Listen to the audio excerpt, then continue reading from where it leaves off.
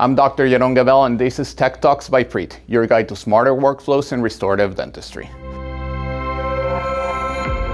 Selecting the wrong cuff height on your PreatLoc abutments can result in bad retention and early wear issues on your overdenture cases.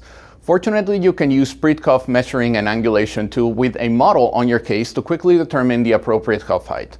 Simply select the abutment that corresponds to the soft tissue height and place the attachment 1.5 mm supragingivally, allowing proper engagement without contacting soft tissue. The cuff height of all PreatLoc abutments is measured from the base of the abutment to the start of the line of demarcation. The demarcation line itself is not included in this measurement. With this in mind, let's take a look at the steps to determine the right cuff height. Number 1. Make a stone model of your case, preferably with a gingival mask. Number 2. Place Preat's cuff height and angulation measuring tool onto the laboratory analog, making sure the tip of the instrument is fully seated within the internal configuration. Read the measurement on eye level. Align the tool's needle with the long axis of the analog to assess angulation. Alternatively, a periodontal probe may be used to measure the distance from the top of the implant to the gingival margin. Number 3.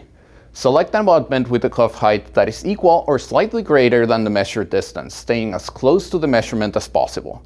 If neither of the methods described would work for you, you can ask your lab to measure this for you and advise you on the best cuff height to use. And there you have it, simple workflows for a smoother chairside process. For more information on PreatLoc and other exciting topics, please visit us online at www.preat.com.